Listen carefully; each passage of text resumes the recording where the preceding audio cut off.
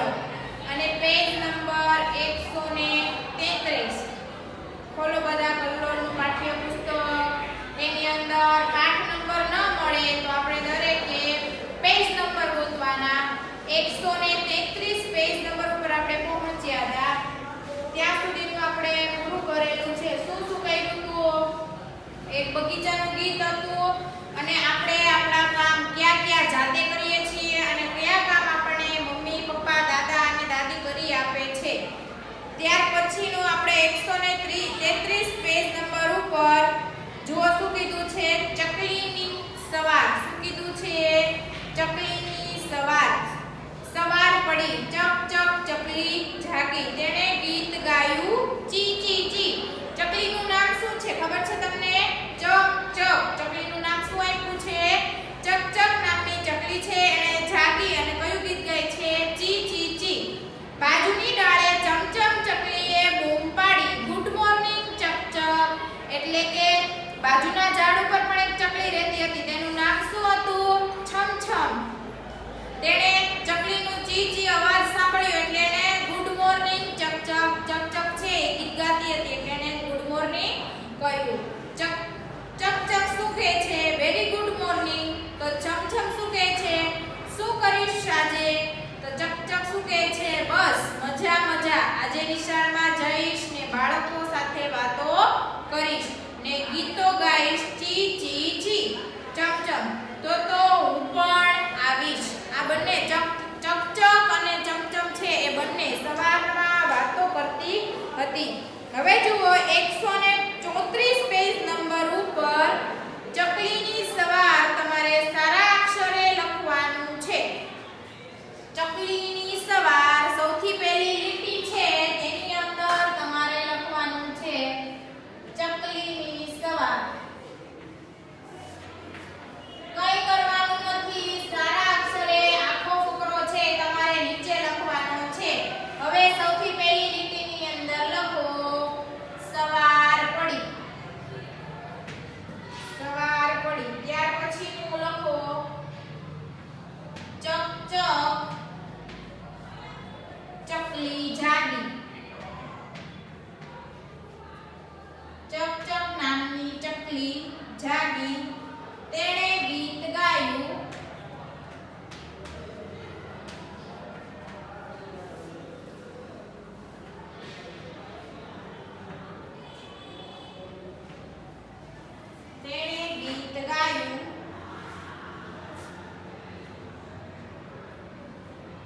તમને આગળ લખેલું આપ્યું જ છે. કોઈએ ક્યાંયથી પણ જોવાની જરૂર નથી.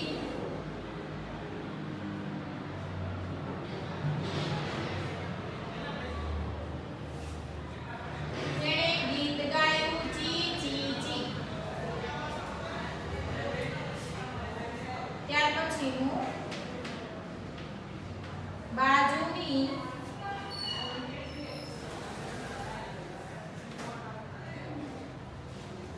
ડાળેથી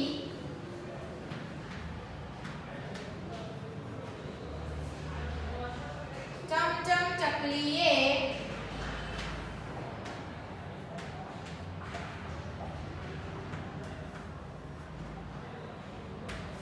બૂમ પાડી. એ લીટીમાં અહીંયા સુધી જ લખવાનું છે. ત્યાર પછી નીચેની લીટીમાં લખો good morning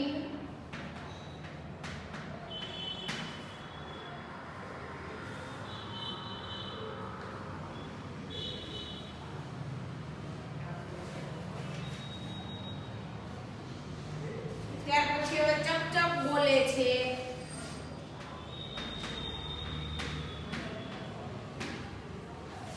very good morning.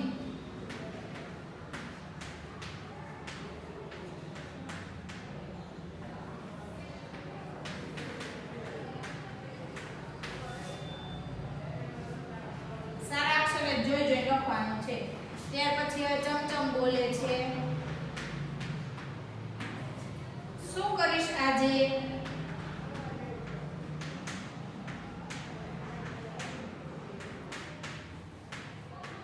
પ્રશ્ન હવે ચપ જવાબ આપશે. બસ. મજા.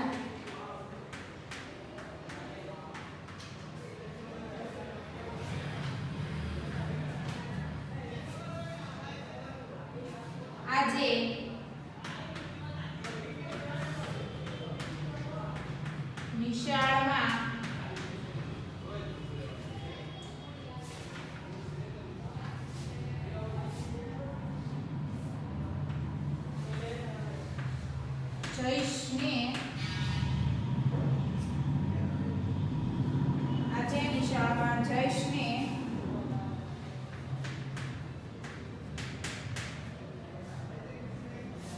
આના પછીની લીટી છે ને તેમાં લખવાનું બાળકો સાથે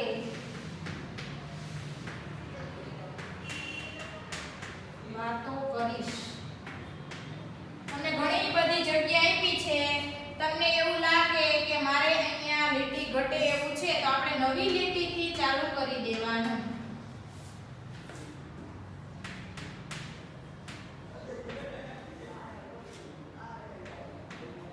અને ગીતો ગાઈશ ચી ચી જી.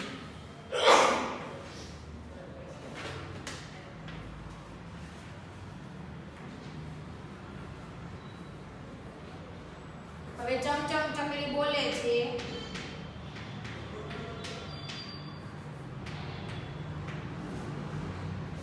તો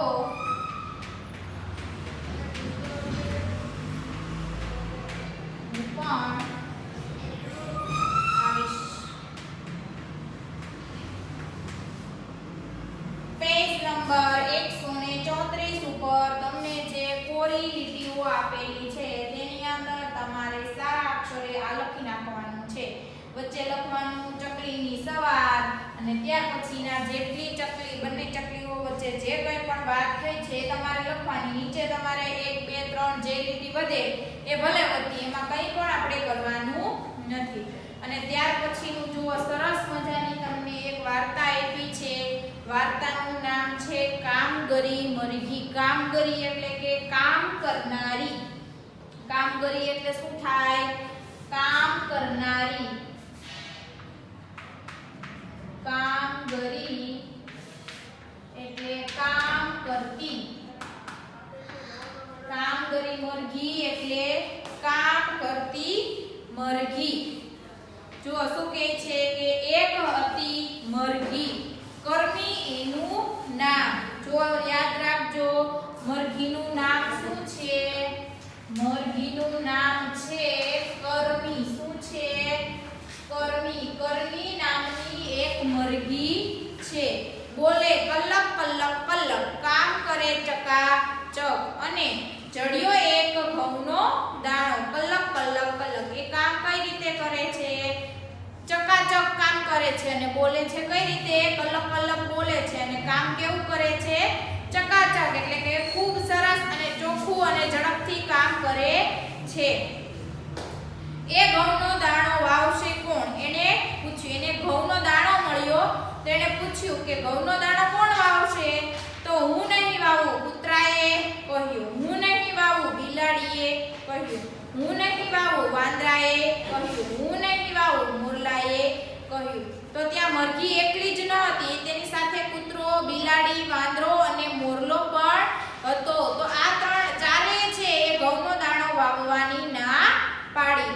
તો પછી હું તો વાવીશ જ, મરઘીએ કહ્યું. કલક કલક કલક, મરઘી છે એને તો ઘઉંનો દાણો વાવવો હતો. આ ચારે ના પાડી એટલે મરઘી છે એ ઘઉંનો દાણો વાવવા માટે ગઈ. યાદ રાખજો, મરઘીની સાથે કૂતરો, બિલાડી, વાંદરો અને મોરલો પણ છે. મરઘીએ ઘઉંનો દાણો વાવ્યો, પછી એમાંથી અંકુર ફૂટ્યું. જો તમને ખબર છે કે ઘઉંનો દાણો છે એ કેવો હોય? આવો નાનો એવો હોય ને. ઘઉંનો દાણો આવો નાનો એવો હોય, એને અહીંયા આપણે જમીનની અંદર આ ઘઉંનો દાણો આપણે વાવીએ એટલે એની અંદરથી નાનું એવું અંકુર ફૂટે. તો ઘઉંના દાણામાંથી શું થયું? અંકુર ફૂટ્યું. અંકુર વધીને છોડ થયો. થોડાક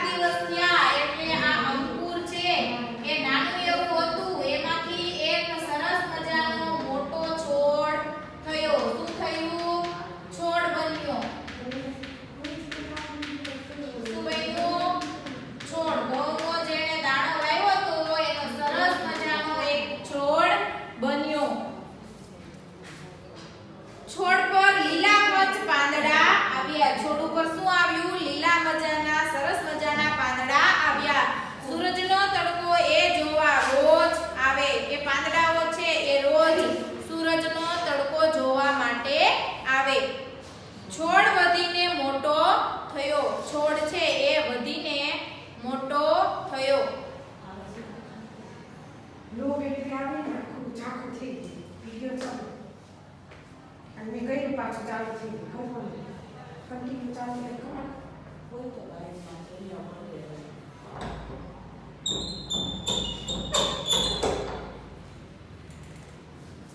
થયું? છોડ વધીને મોટો થયો. એને માથે ઊંધિયો દેખાય. ઊંધિયો એટલે કે તમને બધાને ખબર છે ઘઉંની જે ડાળી જેવું હોય ને ઘઉંની હોય એને શું કહેવાય? ઊંધિયો. ઘઉંનો છોડ તમે જોયો હોય તો ઘઉંના છોડ ઉપર આવા જે મોટા મોટા આવડા દાણા જે ઘઉંના દાણા ભરેલા હોય છે એને ઊંધિયો કહેવાય. શું કહેવાય? ઊંધિયો. તો ઘઉંનો જે છોડ તૈયાર થયો ને એમાં સરસ મજાની આવી ઊંધિયો આવી. શું આવ્યું? ઊંધિયો. જે આ ઊંધિયો હોય ને એની અંદર ઘઉંના દાણા ભરેલા હોય. તો મરઘીએ જે ઘઉંનો છોડ વાવેલો હતો એની અંદર છોડની અંદર લીલા કચ પાન આવ્યા અને તેની અંદર સરસ મજાની ઊંધિયો. શું આવ્યું? ઊંધિયો. એ ઊંધિયોમાં દાણા ભરાયા. હવે જો આ તમને ઊંધિયો દેખાય ને એની અંદર ઘઉંના દાણા ભરાયા. મરઘીનું મન ભરાયું. દાણા પાક્યા એટલે મરઘીને પણ મન ભરાઈ ગયું કે મારા ઘઉં વાવેલા છે તો સરસ મજાના થઈ ગયા છે. એના દાણા પાકી ગયા છે. હવે એ ઘઉં લણશે કોણ? જો ઘઉંના આવા છોડ થાય એટલે ઘઉંને આપણે લણવા એટલે કે દાંતરડા વડે એને કાપવા પડે. તો હવે ઘઉંને લણશે કોણ? મરઘીએ પૂછ્યું. તો હું નહીં લણું કૂતરાએ કહ્યું. હું નહીં લણું બિલાડીએ કહ્યું. હું નહીં લણું વાંદરાએ કહ્યું. હું નહીં લણું મોરલાએ કહ્યું. તો આ ચારેય તો જો પહેલા વાવવાની પણ ના પાડી, પછી મરઘી છે ને એને વાવી પણ દીધો અને ઘઉં તૈયાર પણ થઈ ગયા તો પણ આ લોકોએ લણવાની પણ તેને ના પાડી દીધી. તો પછી હું લણીશ કર્મીએ કહ્યું. કર્મી એટલે કોણ? મરઘી. કલક કલક કલક મરઘીએ ઘઉં લણી લીધા. હવે મરઘીએ શું કર્યું? બધા ઘઉં છે એ લણી લીધા. જુઓ પાછળ પેજમાં તમને સરસ મજાનો એનો છોડ બતાવેલો છે. લીલા કચ પાંદડા પણ બતાવ્યા છે અને ઉપર ઘઉંની ઊંધિયો પણ દેખાય છે. હવે આ ઘઉં ઝૂડશે કોણ? મરઘીએ પૂછ્યું. ઘઉં ઝૂડવા એટલે ઘઉંની ઊંધિયોમાંથી દાણા છૂટા પાડવા. ઘઉંને ઝૂડશે કોણ? એટલે કે હવે ઘઉંને આમ ખંખેરી અને એમાંથી દાણા કોણ છૂટા પાડશે? તો હું નહીં ઝૂડું કૂતરાએ કહ્યું. હું નહીં ઝૂડું બિલાડીએ કહ્યું. હું નહીં ઝૂડું વાંદરાએ કહ્યું. હું નહીં ઝૂડું મોરલાએ કહ્યું. આ ચારે ફરીથી ના પાડી દીધી કે અમે કંઈ પણ કરશું નહીં. તો હું ઝૂડીશ મરઘીએ કહ્યું. કલક કલક કલક મરઘીએ ઘઉં ઝૂડી લીધા. એટલે મરઘીએ ડુંડીઓમાંથી ઘઉં છૂટા પાડી લીધા. હવે આ ઘઉં દળાવવા ઘંટીએ કોણ જશે? એટલે કે હવે તો ઘઉં પણ તૈયાર થઈ ગયા. હવે તો ખાલી ઘંટીએ દળાવવા જવાનું હતું. કર્મીએ તો પૂછ્યું કે હવે આ ઘઉંને દળાવવા કોણ જશે? તો હું નહીં જાઉં કૂતરાએ કહ્યું. હું નહીં જાઉં બિલાડીએ કહ્યું. હું નહીં જાઉં વાંદરાએ કહ્યું. હું નહીં જાઉં મોરલાએ કહ્યું. આ ચારે ફરીથી ના પાડી દીધી કે અમે ઘઉં દળાવવા ઘંટીએ જશું નહીં. તો હું ઘંટીએ જઈશ ને ઘઉં દળાવી લાવીશ મરઘીએ કહ્યું. કલક કલક કલક. તો મરઘી છે એ તો કામગરી હતી ને. કામગરી એટલે કે કામ કરે એવી. તો એણે તો ઘઉંને એકલીએ ઘઉં વાવ્યા, પછી ઘઉંને લણ્યા, પછી ઘઉંને ઝૂડ્યા અને હવે તે એકલી દળાવવા માટે પણ ઉપડી. ને પછી મરઘી ઘઉંને લઈને ઘંટીએ ગઈ. ઘઉં દળાવ્યા, લોટ લઈને મરઘી પાછી આવી. કલક કલક કલક એટલે હવે લોટ પણ તૈયાર થઈ ગયો. હવે લોટ લઈને મરઘી પાછી આવી. હવે આ ઘઉંની રોટલી બનાવશે કોણ? મરઘીએ પૂછ્યું. ચલો હવે તો લોટ પણ તૈયાર થઈ ગયો ને. તો હવે આ લોટ છે એમાંથી રોટલી કોણ બનાવશે? તો હું નહીં બનાવું કૂતરાએ કહ્યું. હું નહીં બનાવું બિલાડીએ કહ્યું. હું નહીં બનાવું વાંદરાએ કહ્યું. હું નહીં બનાવું મોરલાએ કહ્યું. આ ચારે તો ફરીથી ના પાડી દીધી કે અમે બનાવશું નહીં. તો પછી રોટલી હું બનાવીશ મરઘીએ કહ્યું. કલક કલક કલક. તો હવે મરઘી શું કહે છે કે તો હવે રોટલી પણ હું બનાવીશ મરઘીએ કહ્યું. મરઘીએ પછી લોટ બાંધ્યો, રોટલી વણી, શેકી, ઘીમાં ચબોળીને થાળીમાં પીરસી. તમારા મમ્મી પણ એવી જ રીતે રોટલી બનાવે છે ને. જો રોટલી બનાવી હોય તો સૌથી પહેલા શું કરવું પડે? તે ઘઉં છે એને દળાવવા પડે, દળાવી પછી એને ચાળવા પડે, ચાળી અને પછી તેનો લોટ બાંધી રોટલી વણવી પડે અને ત્યાર પછી રોટલી શેકી અને મમ્મી સરસ મજાની ઘીમાં ચોપડી અને તમને થાળીમાં પીરસે છે ને. તો આ કામગરી મરઘી છે એને પણ એમ જ કર્યું. એનું નામ શું છે? કર્મી છે ને એને પણ એવું જ કર્યું. મરઘીએ લોટ બાંધ્યો, રોટલી વણી, તેને શેકી, ઘીમાં જબોળી અને થાળીમાં પીરસી. સુગંધ આવી, સૌના મોંમાં પાણી એટલે સરસ મજાની રોટલી ચડી એટલે સુગંધ આવી અને બધાના મોઢામાં પાણી આવી ગયું. કઈ સરસ મજાની વસ્તુ બનતી હોય તો આપણને સુગંધ આવે તો આપણને ખાવાનું મન થઈ જાય ને. તો આ મરઘીએ રોટલી બનાવી ને તો સુગંધ ગઈ એટલે બધાને ખાવાનું મન થઈ ગયું. હવે આ રોટલી ખાશે કોણ? મરઘીએ પૂછ્યું. તો મરઘીએ તો બધા ગામમાં પૂછ્યું હતું, તો આ વખતે પૂછ્યું કે હવે આ રોટલી કોણ ખાશે? હું ખાઈશ, કૂતરાએ કહ્યું. હું ખાઈશ, બિલાડીએ કહ્યું. હું ખાઈશ, વાંદરાએ કહ્યું. અને હું ખાઈશ, મોરલાએ પણ કહ્યું. જો કામ કરવું તો આ ચારે આળસુ હતા ને.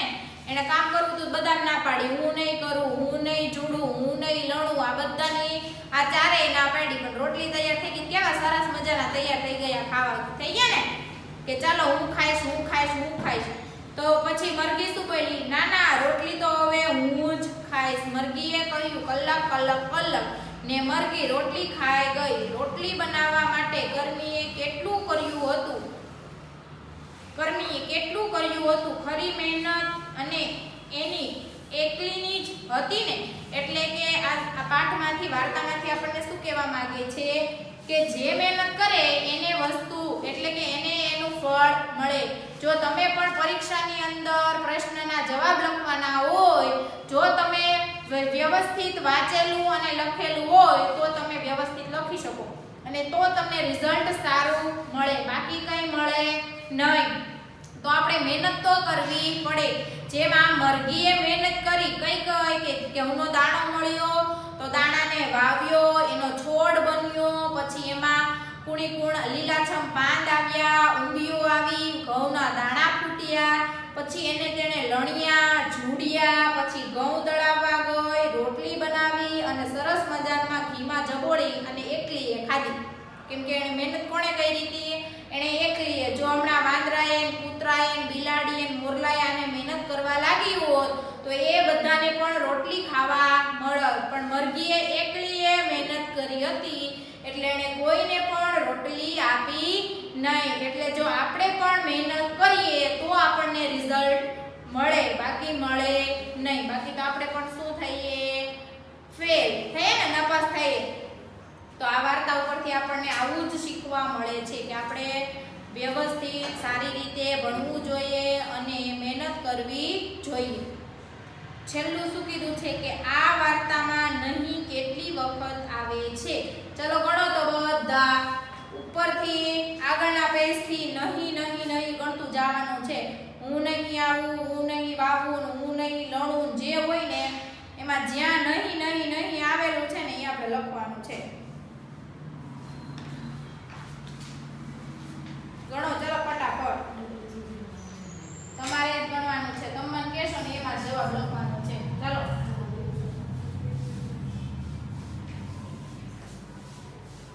આ વાર્તાની અંદર નહીં કેટલી વખત આવેલું છે? એક પ્રશ્ન તમને વાર્તા પૂરી થાય છે ને એની પાછળ પૂછેલો છે.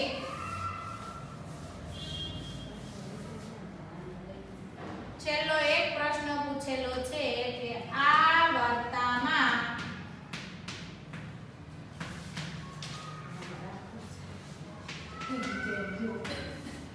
નહીં કેટલી વખત આવે છે? અહીંયા તમને આ બોક્સ આપ્યું છે, એમાં તમે વ્યવસ્થિત જો ગણશો તો આ વાર્તામાં 20 વખત નહીં આવે છે. કેટલી વખત? 20 વખત. ચલો ખાનાની અંદર જવાબ લખી નાખો.